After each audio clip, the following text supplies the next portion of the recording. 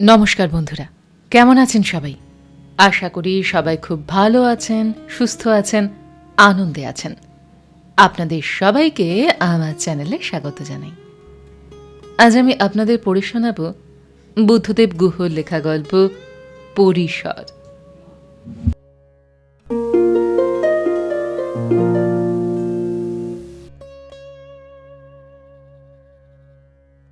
সারা রাত বৃষ্টি হয়েছে।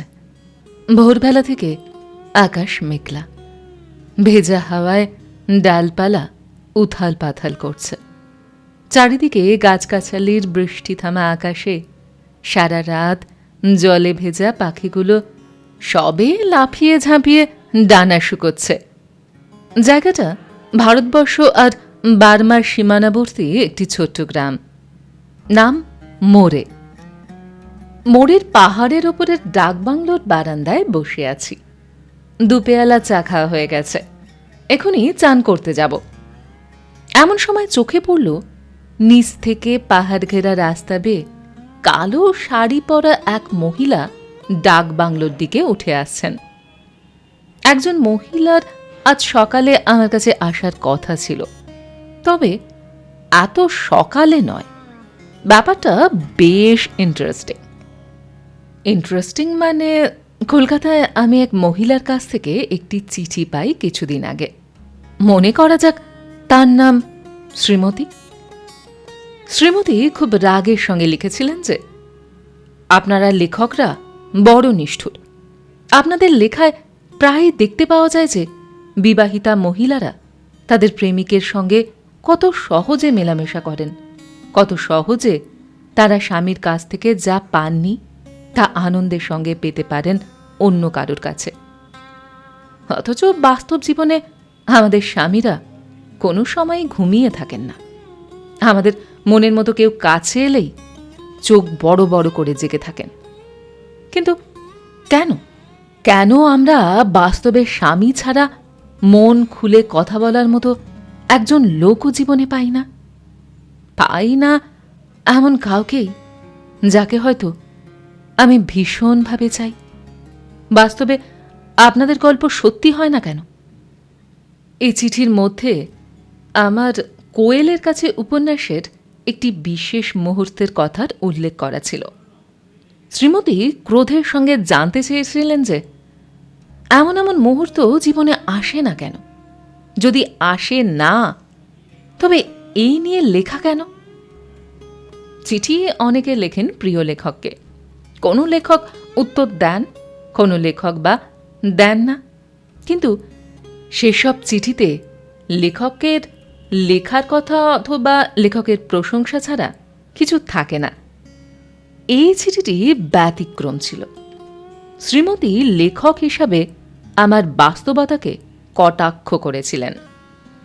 তাই অফিসের কাজে যখন মোড়েতে যাচ্ছিলাম, যাওয়ার আগে একটি চিঠি লিখেছিলাম শ্রীমতীকে।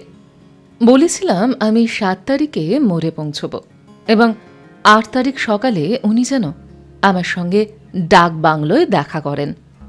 ততক্ষণে শ্রীমতী ডাক বাংলোর কাছে এসে হাজির, হাতে একটা লেডিস ছাতা, গায়ের রং কালো, বুদ্ধিমতী মুখ, বোধহয় বয়স 30-31 হবে।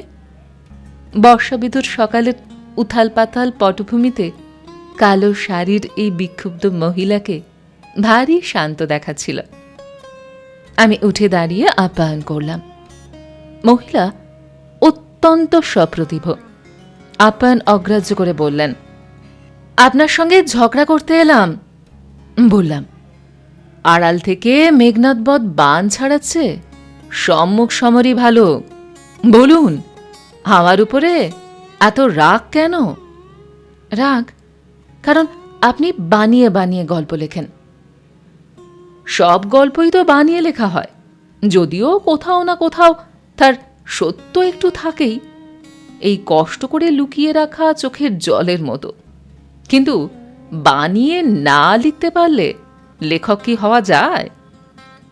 আমি বলছি, মানে এইটুকু বলেই মহিলা নার্ভাস হয়ে ওর কালো হাত ব্যাগটার উপর হাত বোলাতে লাগলেন, যেন খুব লজ্জা পাচ্ছেন এবং যা বলতে চাইছেন তা বলবেন কি বলবেন না ভাবছেন। আমি ওর সিঁথির সিঁদুরের দিকে তাকিয়ে রইলাম, ওকে বোঝাবার চেষ্টা করতে লাগলাম। উনি বললেন, আমার আপনাকে অনেক কথা বলার ছিল।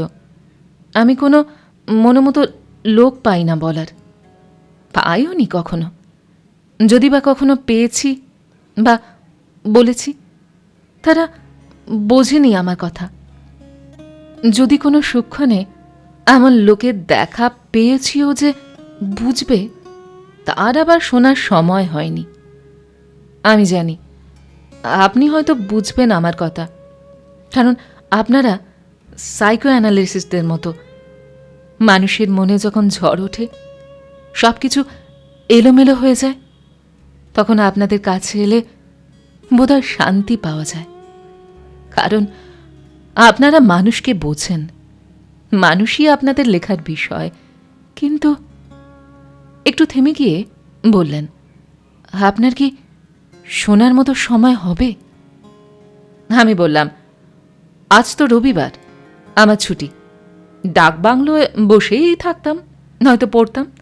কাজ কিছুই নেই আজ। আপনি স্বচ্ছন্দে বলতে পারেন কি বলার আছে আপনার।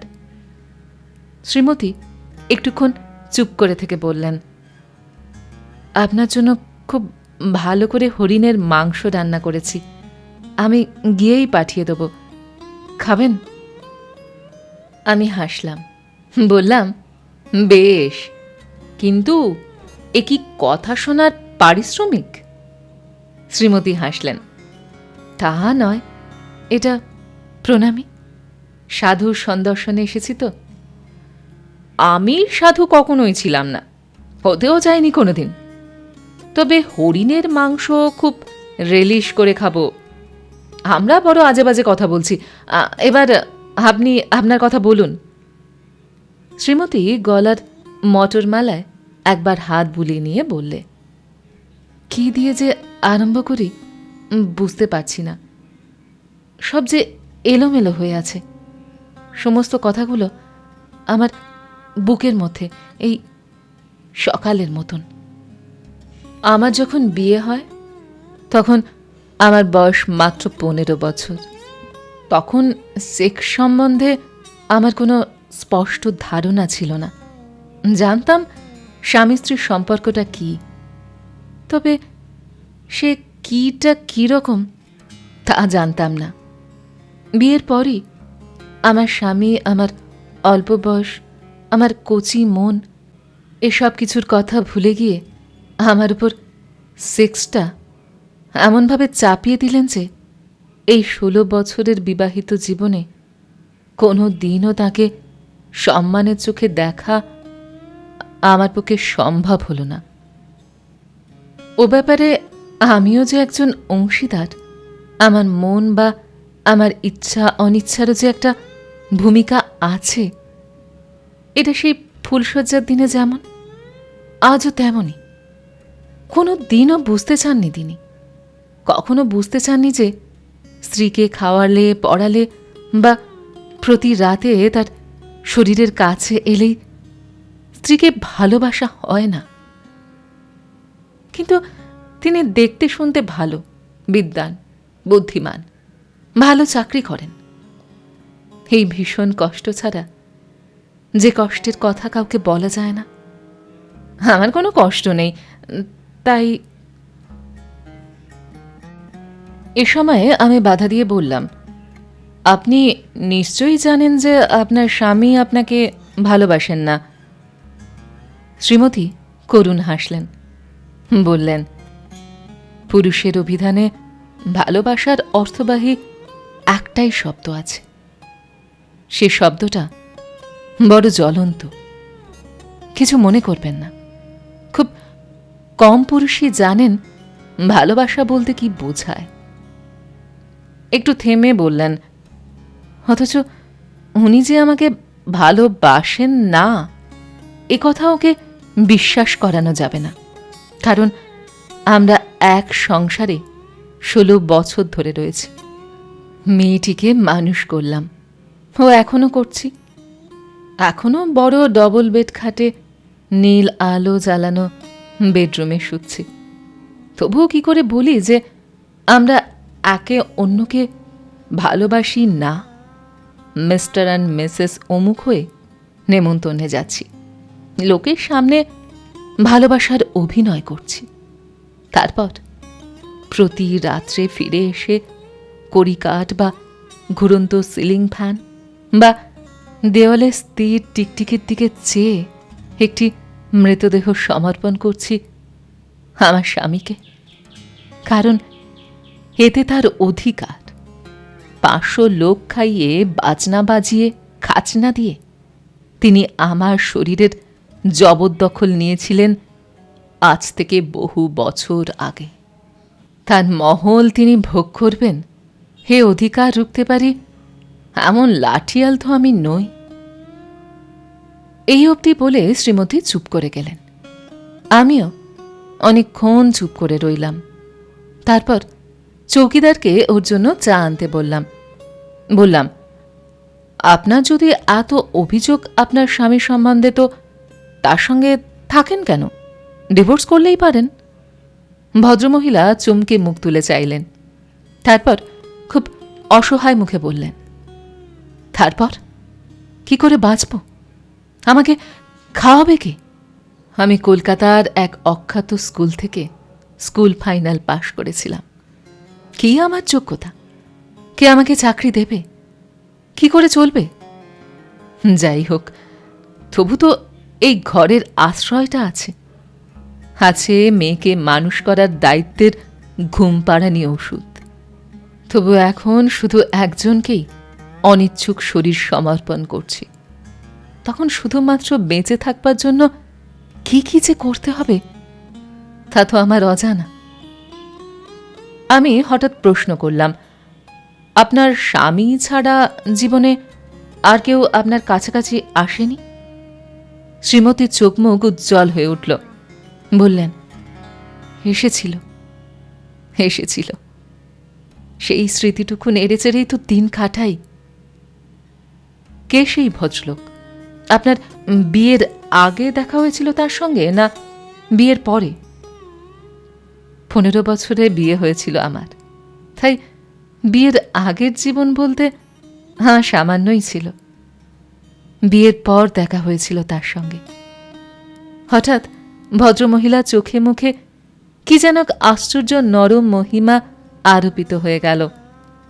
অনেকগুলো আলো যেন তার বুকের অন্ধকার ঠান্ডা ঘরটাতে দপ করে জ্বলে উঠল।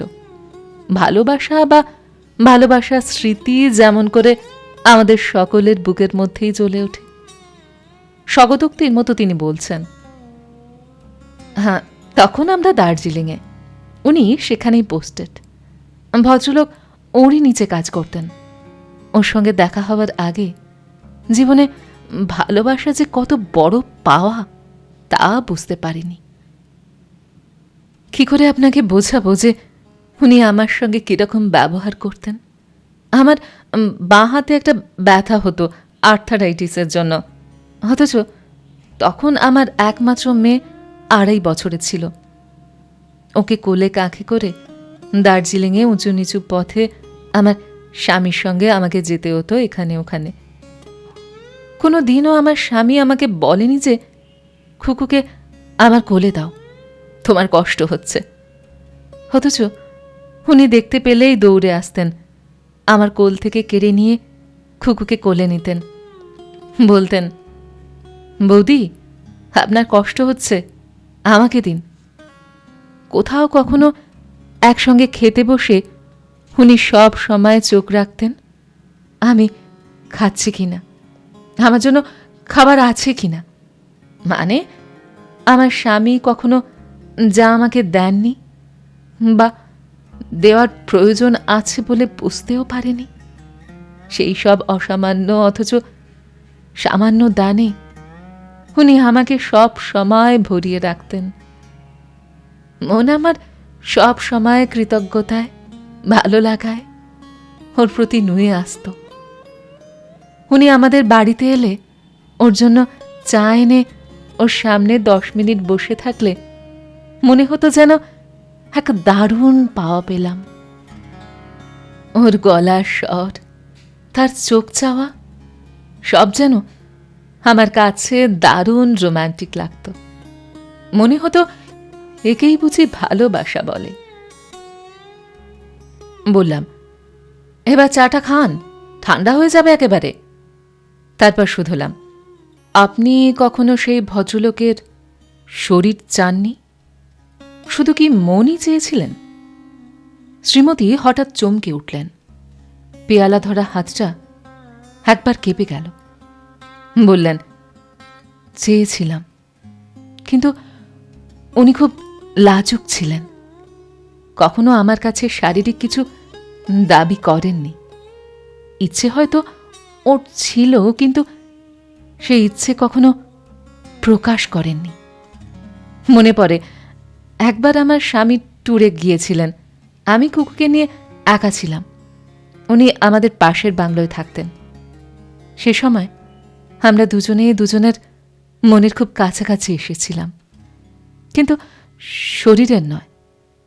উনি ব্যাচেলার ছিলেন এবং সম্ভবত ভদ্রলোকও রুচিসম্পন্ন বলে শরীরের চেয়ে মনকে বোধহয় বেশি দাম দিতেন। আমি চুপ করে রইলাম। তারপর শুধলাম, আপনার স্বামী আপনাকে আমার সঙ্গে দেখা করতে দিলেন? উনি হাসলেন, বললেন, কেন, সাহিত্যিকরা বুঝি খুব খারাপ লোক হন? উনিও হাসলেন, বললেন, না, তা নয়। উনি কখনো আমাকে একা কোথাও যেতে দেন না, ও নিজের প্রয়োজন ছাড়া। উনি কাল গেছেন ইম্ফলে অফিসের কাজে, তাই এত কথা একা একা বলতে পারলাম আপনাকে। আমি বললাম, তা তো হলো, কিন্তু আমার উপর রাগের কারণটা এখনো বোঝা গেল না। শ্রীমতী বললেন, হয়তো আমি বুঝিয়ে বলতে পারলাম না। এছাড়া এ হয়তো রাগ নয়, অভিমান। তারপর হঠাৎ বললেন, এবার আপনি আমাকে কিছু বলুন।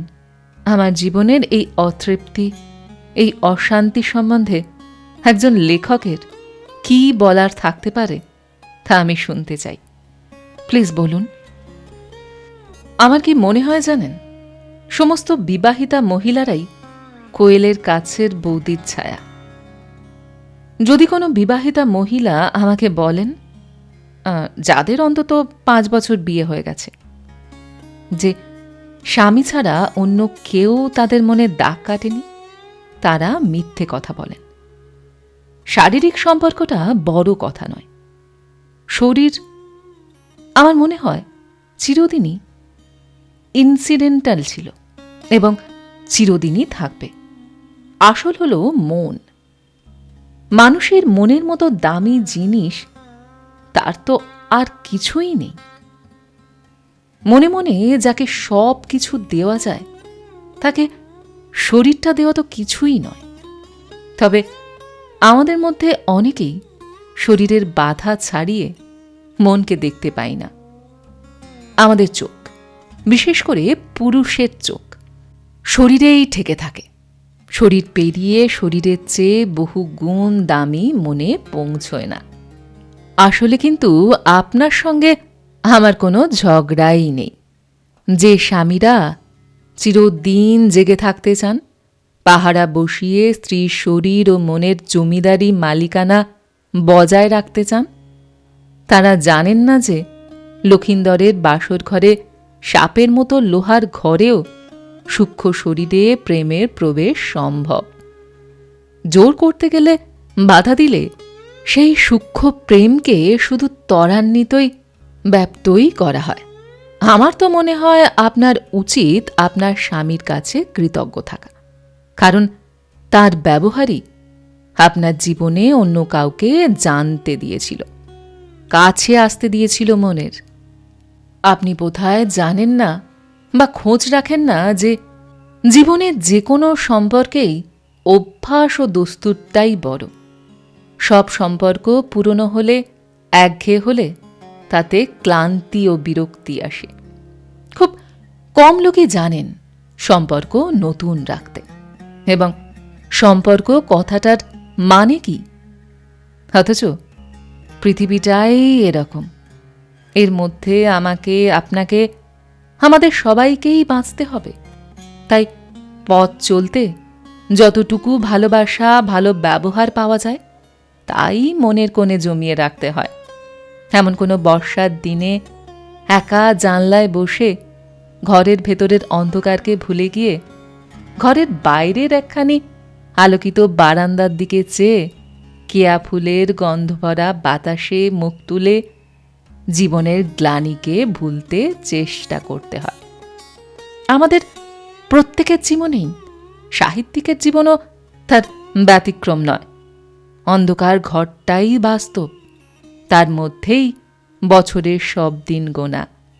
তবুও আবার প্রত্যেক নারী ও পুরুষের জীবনেই একটি করে আলোকিত বারান্দা থাকে।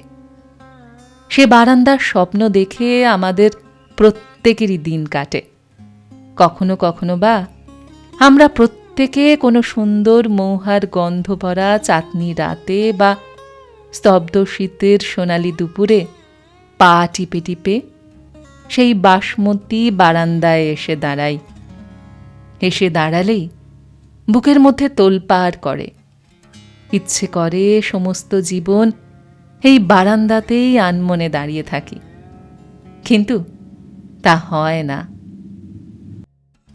হঠাৎ কোনো ডারকাক কর্কশ গলায় ডেকে ওঠে। কোনো দানবীয় দোতলা বাস ডিজেলের ধোঁয়া ছড়িয়ে কুৎসিত গর্জন করে মাথার মধ্যে সব মিষ্টি দুষ্টু ইচ্ছেগুলোকে পিষে দিয়ে চলে যায়।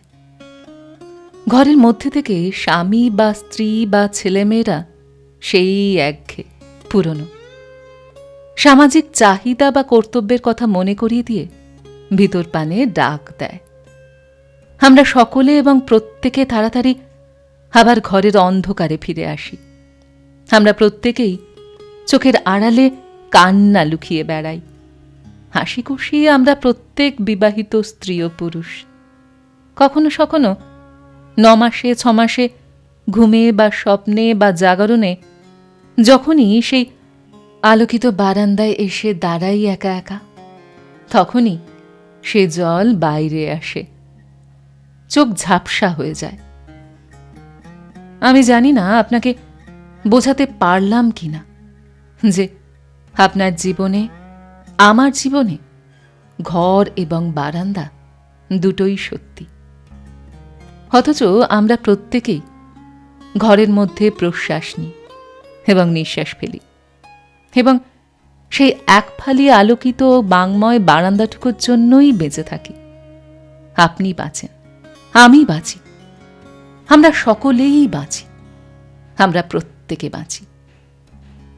শ্রীমতী চুপ করে উদাস চোখে বাইরের দিকে চেয়ে রইলেন। হঠাৎ আমার মনে হলো, এত কথা বললাম, বানিয়ে বললাম না তো? এ কি আমার মনের কথা? এ কি সত্যি কথা? কথাগুলো কি বাইরের পাগলা হাওয়ার সঙ্গে ভেসে গেল, না ওর মনে পৌঁছল? শ্রীমতী আমার দিকে মুখ ফেরালেন। দেখলাম তার দু চোখে জল টলটল করছে। উনি বিদায়ের সম্ভাষণ পর্যন্ত জানালেন না। উঠে দাঁড়িয়ে হাতটা জড়ো করলেন বুকের কাছে। বারান্দা পেরিয়ে সিঁড়ি দিয়ে নেমে যাবার সময় মুখ ঘুরিয়ে দাঁড়ালেন। বললেন, ঘরে ফেরার সময় হলো। দেখলাম ওর জল ভেজা মুখে এক আশ্চর্য প্রসন্ন হাসির আভাস ফুটে উঠেছে। আমি বারান্দাতে বসে রইলাম।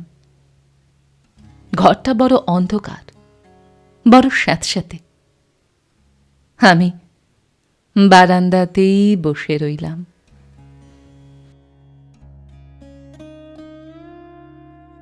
গল্পটি এইখানে সমাপ্ত হল। আপনারা এতক্ষণ শুনছিলেন বুদ্ধদেব গুহর লেখা গল্প পরিসর। গল্পটি আপনাদের কেমন লাগলো বা আমার গল্প পাঠ আপনাদের কেমন লাগলো কমেন্ট সেকশনে অবশ্যই লিখে জানান। যদি আমার গল্প পাঠ আপনাদের ভালো লেগে থাকে তাহলে আশা করব লাইক শেয়ার অবশ্যই করবেন। আর এই ধরনের সুন্দর সুন্দর কাহিনী আরও শুনবার জন্য আমার চ্যানেলটিকে সাবস্ক্রাইব করতে ভুলবেন না কিন্তু। তবে আজ এই পর্যন্ত। আমি খুব তাড়াতাড়ি আবারও অন্য কোনো কাহিনী নিয়ে আপনাদের কাছে চলে আসছি। সবাই খুব ভালো থাকবেন, সুস্থ থাকবেন, আনন্দে থাকবেন। নমস্কার।